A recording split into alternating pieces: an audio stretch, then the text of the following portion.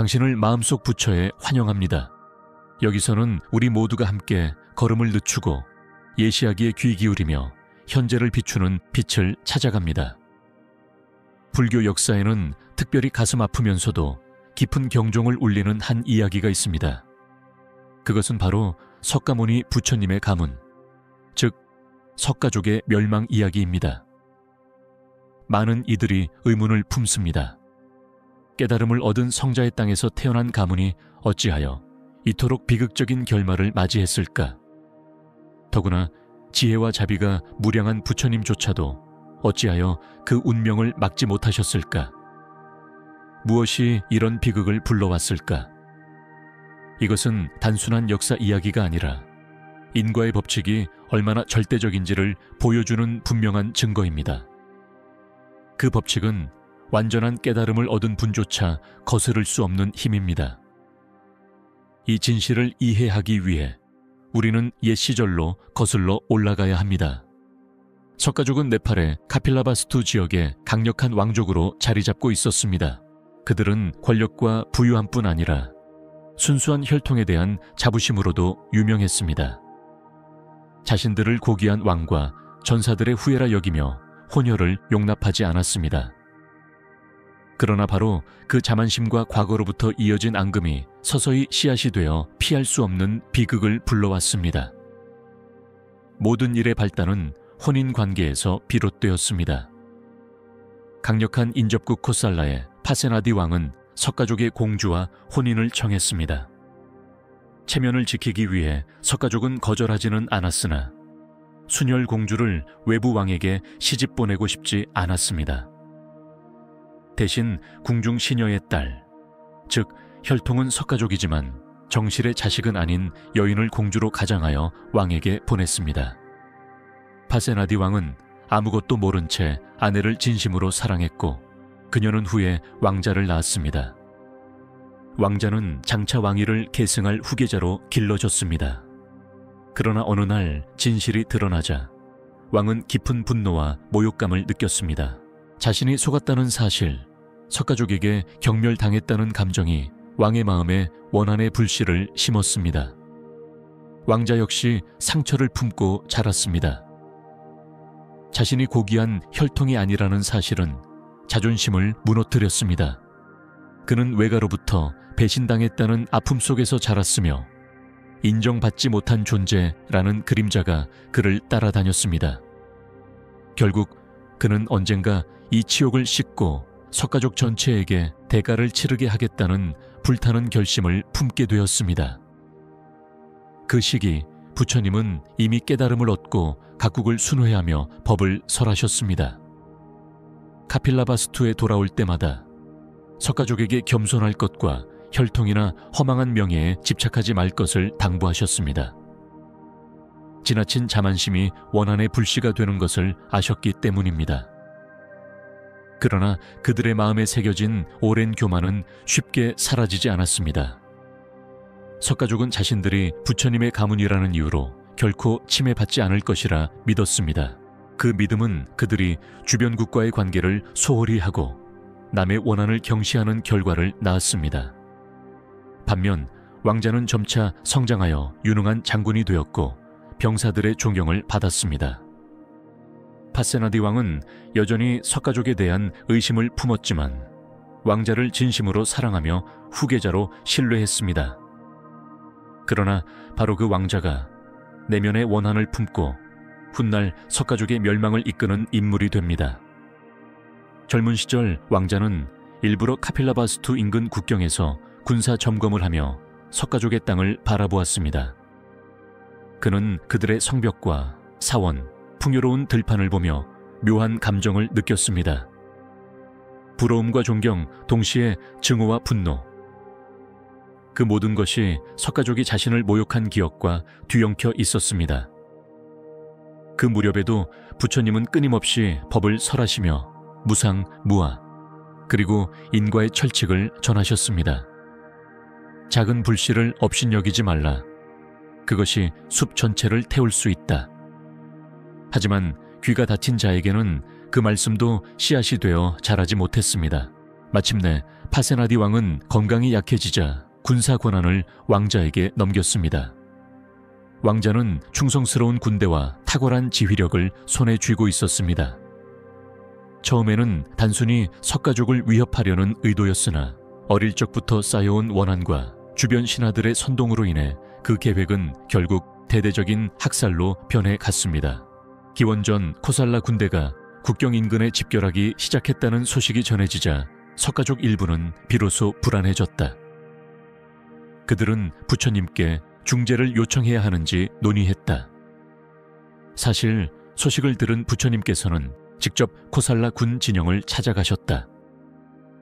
부처님은 왕자를 만나 인과의 법칙을 일깨우며 원하는 원한을 낳을 뿐 오직 자비만이 그것을 소멸시킬 수 있다는 가르침으로 전쟁을 막으려 하셨다. 왕자는 침묵했으나 눈빛은 돌처럼 단단했다. 그는 말했다. 세존이시여, 저는 당신을 존경합니다. 하지만 저와 부친의 치욕은 잊을 수 없습니다. 그 가문은 업신여김의 씨앗을 뿌렸습니다. 오늘 저는 단지 그 열매를 거두러 왔을 뿐입니다. 부처님은 그때 이미 숙명의 과보가 무르익었음을 아셨다. 깨달은 이라 할지라도 이미 익은 열매를 거스를 수는 없다. 다만 새로운 씨앗을 심어 미래를 바꿀 수 있을 뿐이었다. 그래서 부처님은 더 이상 개입하지 않고 조용히 군영을 떠나셨다. 그때부터 비극의 문은 활짝 열렸다. 석가족 전체가 피할 수 없는 숙명과 맞닥뜨리게 된 것이다. 코살라 군 집결 소식은 곧바로 카필라바스투에 전해졌다. 석가족의 큰 저택마다 술렁임이 가득했다. 어떤 이는 이번에도 단순한 위세과시라며 가볍게 여겼고, 또 어떤 이는 왕자가 부처님을 존중하는 마음 때문에 과도한 행동을 하지 않을 것이라 믿었다. 그러나 수많은 세월을 겪어온 장로들은 깊은 불안을 느꼈다. 오랜 원한이 뿌리내린 뒤에는 이성이 제어할 수 없음을 그들은 알고 있었다. 더욱이 지금은 어릴 적부터 원한을 품은 젊은 왕자가 군사권을 장악한 상황이었다. 궁정에서는 석가족 장로들이 모여 비밀 회의를 열었다. 사절을 보내자거나 이웃나라에 도움을 청하자는 의견이 나왔다. 부처님께 의지하자는 목소리도 있었다. 그러나 일부는 한 왕자가 우리처럼 영광스러운 가문을 어찌 해치겠는가라며 오만을 드러냈다. 바로 그 교만 때문에 화해의 기회는 흘러가고 말았다. 부처님은 3번이나 군영을 찾아가 왕자를 권유하셨다. 첫 번째는 자비의 말씀으로 살생과 원한이 부르는 과보를 경계하셨다. 두 번째는 과거의 인과 이야기를 전하시며 원하는 고통을 이어갈 뿐 결코 평안을 가져오지 못한다는 것을 보여주셨다. 세 번째는 말없이 마른 나무 아래에 앉으셨다. 왕자가 지나가며 왜 시원한 그늘이 아닌 뜨거운 곳에 계시냐 물었다. 부처님은 말씀하셨다. 이 마른 나무의 그늘은 덥지만 저 시원한 그늘보다는 안전하다. 그곳에는 지금 원한의 불길이 타오르고 있기 때문이다. 말씀은 심장을 꿰뚫듯 했으나 왕자의 마음은 변치 않았다. 그의 내면의 불길은 꺼지지 않았다. 마침내 전쟁의 날이 왔다. 코살라군은 국경을 넘어 카필라바스투로 진군했다. 북소리가 요란히 울리고 말발굽이 대지를 흔들었다. 백성들은 혼란 속에 재물을 챙겨 도망치거나 숨을 곳을 찾았다. 석가족 전사들은 갑옷을 입고 무기를 들며 항전했다. 그들은 성벽과 지형 덕에 방어할 수 있다고 믿었다. 그러나 왕자는 이미 수년간 철저히 준비하며 기습 전술을 익혔다. 그의 군대는 압도적인 병력과 전략으로 상대가 방역할 틈조차 주지 않았다. 양측이 맞붙자 칼날 부딪히는 소리, 활시위 소리, 비명과 쓰러지는 사람들의 소리가 얽혀 피와 불의 비극적 교향곡을 만들어냈다. 용감이 쏘았으나 석가족군은 빠르게 밀려났다. 사기와 지형의 이점은 전력과 전술의 격차를 메우지 못했다. 멀리 전장에서 벗어난 곳에서 부처님은 고요히 선정에 들고 계셨다. 이미 인과의 수레바퀴가 굴러가고 있었기에 그 흐름을 막을 수 없음을 아셨다. 무량한 자비조차도 오래전 뿌린 씨앗이 익어 맺힌 열매를 없앨 수는 없었다. 일부 석가족은 부처님께 달려와 구원을 청했다. 그러나 부처님은 말씀하셨다. 과거에 뿌린 것은 오늘 반드시 거두어야 한다. 누구도 남을 대신해 그 열매를 거둘 수는 없다. 내가 할 수 있는 것은 오직 너희가 새 씨앗을 심도록 가르치는 것뿐이다. 그리하여 미래에는 같은 비극이 되풀이되지 않게 하는 것이다. 전투는 오래가지 않았다. 석가족군은 무너졌고 많은 이들이 전장에서 쓰러졌다. 왕자는 성 안으로 징역해 남김없이 소탕하라 명령했다. 거리는 피로 물들고 울음소리로 가득 찼다. 카필라바스투는 불길과 눈물 속에 삼켜졌다. 그러나 이것은 아직 비극의 시작에 불과했다. 왕자의 원한은 아직 풀리지 않았고 분노는 여전히 활활 타오르고 있었다. 성문은 무너지고 평화롭던 거리는 재와 절규로 가득했다. 집들이 불타 무너지고 피비린내와 타는 냄새가 바람에 뒤섞였다. 코살라 병사들은 거리를 샅샅이 뒤지며 사람들을 잡아냈다. 말 위에 앉은 왕자는 차갑게 얼어붙은 눈빛으로 거리와 집들을 내려다보았다. 그는 어린 시절 외가로부터 받은 모욕과 눈물을 떠올리며 불타는 원한에 기름을 부었다. 그는 단순한 승리가 아닌 가문의 완전한 멸절을 원했다. 성인이 된 자는 단 한 명도 남기지 마라. 명령이 떨어지자 복수는 광기로 변했고 무차별한 학살이 시작되었다. 성 북쪽에서는 마지막으로 저항하는 석가족 전사들이 집안의 노인, 부녀자, 아이들을 지키며 싸웠다. 그러나 결국 하나둘 쓰러졌다. 아이들은 끌려나오고 노인들은 무릎 꿇어 애원했지만 병사들의 눈은 증오와 명령으로 흐려져 있었다. 순식간에 마당은 피로 물들었다. 또 다른 거리에서는 한 노인이 지팡이에 몸을 의지하며 병사들 앞을 막아섰다. 그는 눈을 똑바로 마주하며 말했다. 우리는 누구나 언젠가 죽는다. 그러나 명심하라. 바람을 뿌린 자는 폭풍을 거두게 되리라. 오늘은 반드시 너희에게 되돌아갈 것이다. 그 말에 병사 몇은 잠시 망설였지만 곧 지휘관의 고함이 울려 퍼지며 모든 것을 삼켜버렸다. 비보가 외곽에 숨어있던 사람들의 귀에 전해졌다. 몇몇은 서둘러 부처님께 달려가 상황을 알렸다. 많은 이들이 울부짖으며 간청했다. 세종께서 나타나시기만 하면 왕자가 멈출 것입니다.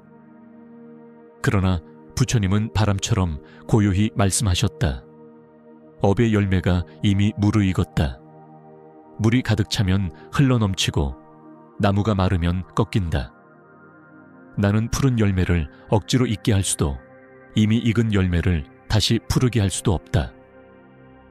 그 광경을 지켜본 한 제자는 가슴이 저미며 의문을 품었다.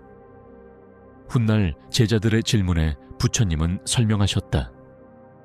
이 원한은 이미 여러 생전에 뿌려졌다. 오늘의 멸망은 오래전 심어진 원한의 씨앗이 맺은 과보다.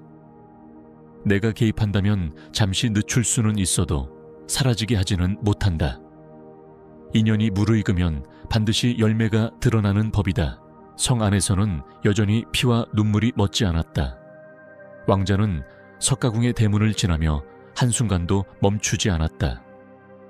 비어있는 옥좌, 한때 깃발이 휘날리던 성벽은 이제 먼지와 연기에 물들어 있었다. 그는 옥좌에 앉았으나 눈빛 속에는 승리의 환희가 아닌 차가운 공허만이 자리했다. 석가족이 사라져도 그의 가슴에는 옛날의 상처가 남아 있었던 것이다. 수백 명의 피도 뿌리 깊은 원한을 씻지 못했다. 분노는 극에 달했으나 평화는 끝내 오지 않았다. 그날 카필라바스투는 더 이상 카필라바스투가 아니었다. 성은 파괴되고 사람들은 살해당했으며 살아남은 자들은 사방으로 흩어졌다. 강성했던 한 왕족의 역사는 비탄 속에 막을 내렸다. 멀리 언덕 위에서 부처님은 연기가 피어오르는 성을 바라보셨다. 책망의 말씀도 눈물도 없었다. 오직 깊은 통찰만 있었다. 세상 모든 것은 무상하며 우리가 영원하다 믿는 것조차도 반드시 변한다. 업의 과보가 무르익으면 깨달은 분조차도 막을 수 없음을. 그러나 이 비극은 단순한 과거의 슬픈 이야기가 아니다. 원한과 교만이 전환되지 않으면 결국 가장 소중한 것마저 파멸시킨다는 교훈이다. 카필라바스투가 코살라군의 손에 무너진 뒤 페허만이 말없이 증언자가 되었다. 사람들은 묻곤 했다. 왜 지혜와 자비가 충만한 부처님조차 자기 가문을 구하지 못하셨는가? 그 답을 알기 위해서는 오래전의 삶으로 거슬러 가야 한다. 원한의 씨앗이 뿌려진 그 옛 시절로 성자들의 깊은 기억 속에는 한 이야기가 전해진다. 옛날 번영한 나라를 다스리던 왕이 있었다. 국경전쟁 중 그의 군대는 인근 부족의 무고한 이들을 학살했다. 그때 한 소년이 살아남아 부모와 형제의 죽음을 눈앞에서 목격했다. 깊은 고통과 원한이 소년의 마음에 새겨졌다. 그리고 그 씨앗은 여러 생을 거쳐 계속 남아있었다.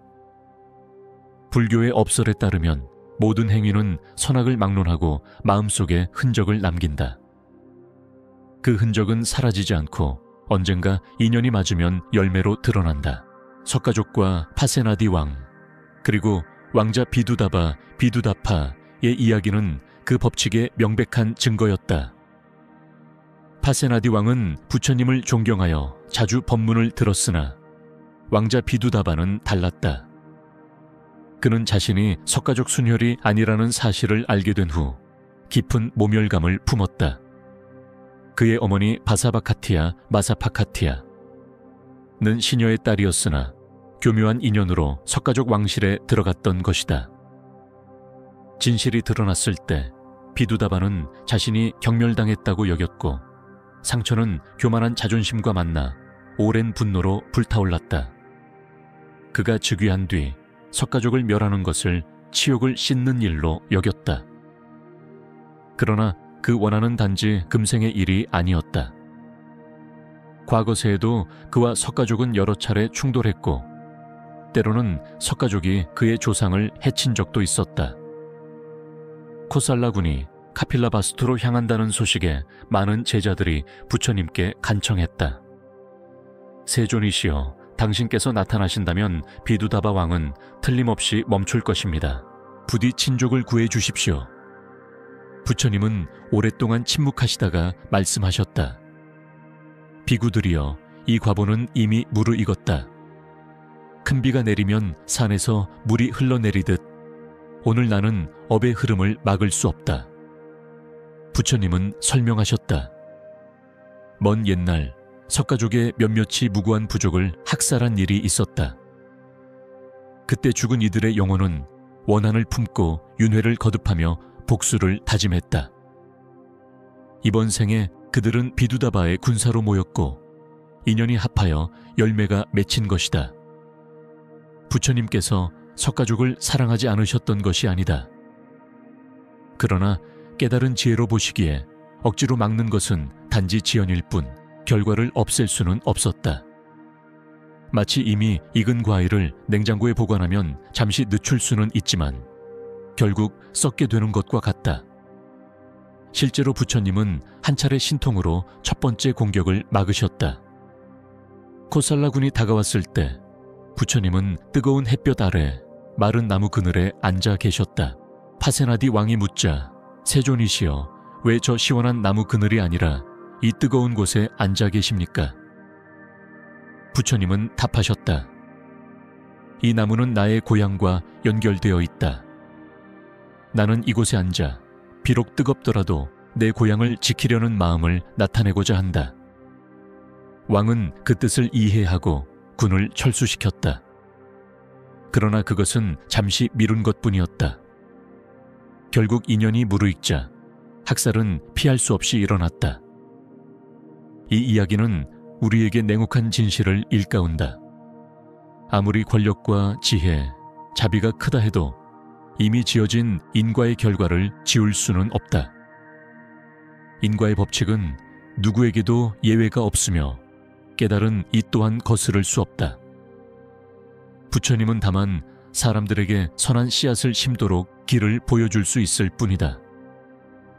카필라바스투가 무너진 뒤 살아남은 이들이 흩어졌다. 몇몇은 부처님께 달려와 통곡했다. 세존이시여, 어찌하여 이런 일이 일어나도록 두셨습니까?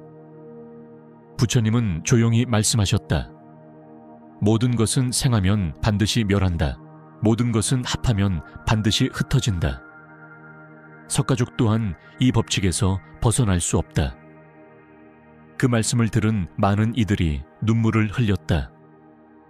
그것은 믿음을 잃어서가 아니라 영광과 권세의 정점에 서 있을 때조차 무상은 조용히 일하고 있음을 뼛속까지 느꼈기 때문이었다. 과부가 도래할 때 그것은 우리의 의사와는 상관없이 찾아오는 것이다. 법을 들을 인연이 있는 이들에게 부처님은 또 이렇게 가르치셨다. 이 비극은 후세를 위한 교훈이다. 악한 씨앗을 뿌리는 일을 멈추어라. 한번 뿌려진 씨앗은 반드시 어떤 방식으로든 열매를 맺는다. 설령 수많은 생을 거치더라도, 그리고 그 과부가 무르익으면 누구도 성인이라 할지라도 그대 대신 짊어질 수는 없다. 그날 황폐해진 카필라바스투 한가운데서 유일하게 빛난 것은 부처님의 평온이었다. 그것은 무감각이 아니라 삶의 본질을 꿰뚫어 본 지혜였다. 부처님은 감정에 휘둘려 불가능한 것을 억지로 막지 않으셨다. 대신 이 사건을 살아있는 법문으로 삼아 인연이 닿는 모든 이가 무상, 고, 무아의 진리를 직접 보게 하셨다. 코살라 군이 물러난 뒤 카필라바스투에는 잿더미와 허물어진 성벽 사이로 바람소리만 맴돌았다. 한때 북적이던 거리는 부러진 무기와 그을린 문짝만 흩어져 있었고 공기는 여전히 연기 냄새로 가득했다. 잿빛 하늘은 마치 한 왕족 전체를 애도하는 듯했다. 살아남은 사람들은 숨어있던 곳에서 나왔지만 어디로 가야 할지 모른 채 멍한 눈빛으로 발걸음을 옮겼다. 그들 가운데는 석가족 출신의 비구들도 있었다. 그들은 조용히 시신들을 거두어 길게 정갈이 모아 화장의식을 치렀다. 소리내어 울지는 않았지만 눈은 붉게 충혈되어 있었다. 무상의 진리를 알면서도 이성은 마음을 다 다스리지 못했던 것이다. 비보는 곧 사위성 기원정사에 머물던 부처님의 귀에도 들어갔다. 제자들이 전하자 부처님은 오랫동안 침묵하셨다. 그것은 말할 것이 없어서가 아니라 사람들이 먼저 자기 감정을 마주하도록 기다리신 것이었다. 너무 이른 말은 마음에 스며들지 못하고 흘러가 버린다는 것을 아셨기 때문이다. 다음 날 부처님은 걸을 수 있는 이들을 모아 법회를 열었다. 그들이 눈물로 무릎 꿇으며 물었다. 세존이시여, 왜 이런 일이 일어난 것입니까? 왜 막지 않으셨습니까? 부처님은 자비로운 눈길로 그들을 바라보시며 말씀하셨다. 너희는 내가 왜 내 가문을 구하지 않았느냐 묻고 있다. 그러나 기억하라. 이 가문은 단지 이번 생에서 시작된 것이 아니다. 너희는 이미 많은 생에 걸쳐 수많은 씨앗을 뿌리고 거두어 왔다. 악한 씨앗이 뿌려지고 참회와 전환이 없다면 언젠가 그 열매는 익는다. 내가 부처라 하여도 인과의 법칙을 거스를 수는 없다. 부처님은 전생담을 들려주셨다. 강계에 살던 한 평화로운 부족이 있었으나 다른 땅에서 온 탐욕스러운 무리가 그들을 학살하고 땅을 빼앗았다. 그 무리야말로 석가족의 조상이었다.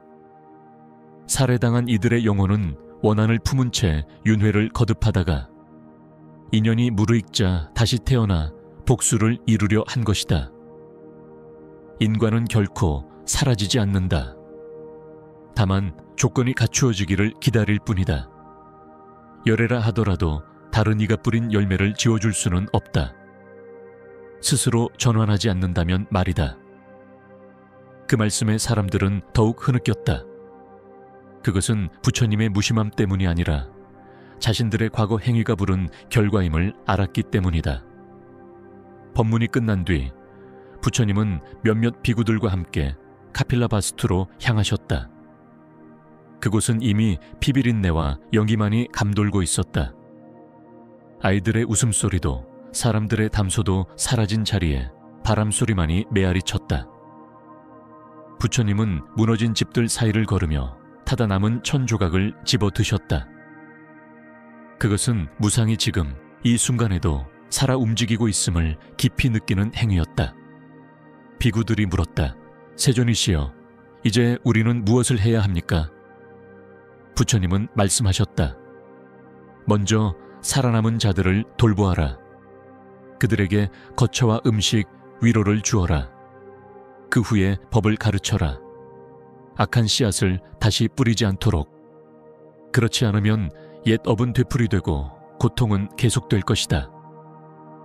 그리하여 며칠 동안 비구들과 제가자들은 성 밖에 초라한 천막을 치고 부상자를 돌보며 죽은 자를 장례 지냈다.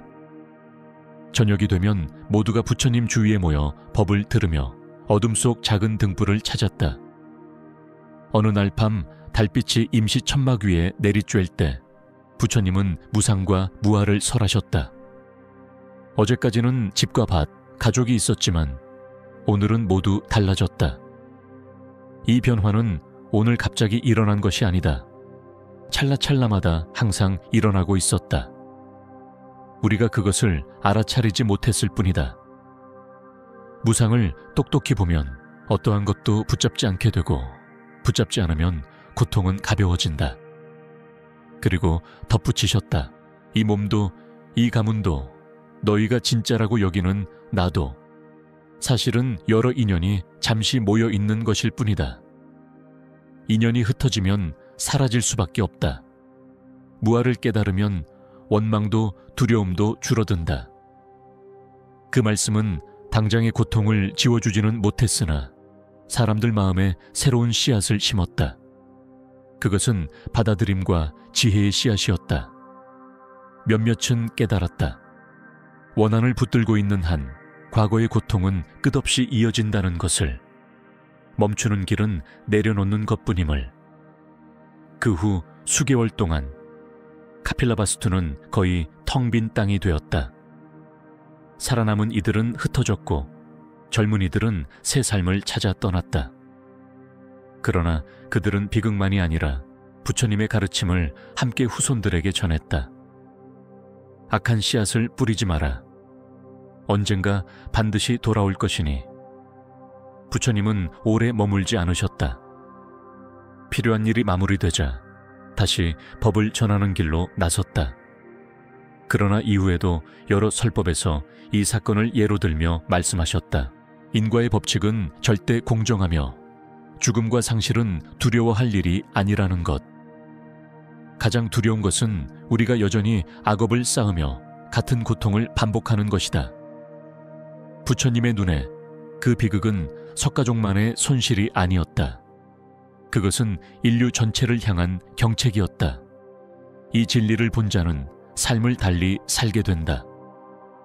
더 가볍고, 더 자비롭고, 더 신중하게 말과 생각과 행동을 선택하게 된다. 카필라바스투를 떠나실 때 부처님은 뒤돌아보지 않으셨다. 그것은 무정해서가 아니라 거기서 하실 일은 이미 끝났음을 아셨기 때문이다. 아직도 무명과 고통에 잠긴 수많은 중생들이 길을 기다리고 있었기에 부처님의 발걸음은 다시 앞으로 나아갔다. 그러나 석가족의 멸망 이야기는 이후에도 부처님께서 여러 차례 설법에서 언급하신 바 있다. 누군가 업이나 인과에 대해 묻거나 마음속에 원한을 품고 있을 때마다 부처님은 그 사건을 경책의 이야기로 전하셨다. 부처님은 언제나 따스한 목소리로 시작하셨다. 얘들아, 열의 가문에 관한 이야기를 들으라. 그 말씀은 슬픔을 불러 일으키려는 것이 아니라 인과 법칙이 자연스럽게 편파 없이 누구도 예외 없이 작용함을 보여주기 위함이었다. 어느 날 사위성에서 설법하시던 중 한 청년이 앞으로 나와 무릎을 꿇고 말했다. 눈은 붉게 충혈되어 있었고 목소리는 떨리고 있었다. 세존이시여, 제 아버지는 땅 다툼으로 살해당했습니다. 저는 복수만을 생각합니다. 그러나 열의 가문 이야기를 듣고 가르침을 청하러 왔습니다. 저는 어떻게 해야 원한을 덜 수 있습니까? 부처님은 청년의 눈을 똑바로 보시며 물으셨다. 네가 복수하면 그 집안 사람들은 어떻게 하겠느냐? 그들은 다시 복수할 것입니다. 그렇다면 이 원한의 사슬은 어디에서 멈추겠느냐? 청년은 말없이 고개를 떨구었다. 보아라, 원한은 원한으로는 끊어지지 않는다. 오직 사랑과 지혜만이 원한을 끝낼 수 있다. 불이 탈 것이 없으면 꺼지듯 원한도 네가 키우지 않으면 사라진다. 그리고 다시 말씀하셨다. 열의 가문 또한 악한 씨앗을 뿌린 적이 있었고 그 열매가 익자 피할 수 없었다. 그러나 네가 멈추어 더 이상 악한 씨앗을 뿌리지 않는다면 장차 같은 과보를 받지 않을 것이다. 그것이야말로 가장 깊은 복수다. 업의 고리를 끊는 복수. 그 말씀에 청년은 눈물을 흘렸고 그 자리에 있던 많은 사람들 또한 침묵 속에 자신이 무엇을 뿌리고 있는지 되돌아보았다. 세월이 흘러 카필라 바스투는 황폐한 땅으로 남았다. 생존자들은 사방으로 흩어져 고향의 비극을 전하였다. 어떤 이는 남은 생을 보시와 선행에 바쳤고 어떤 이는 출가하여 승단에 귀의했다.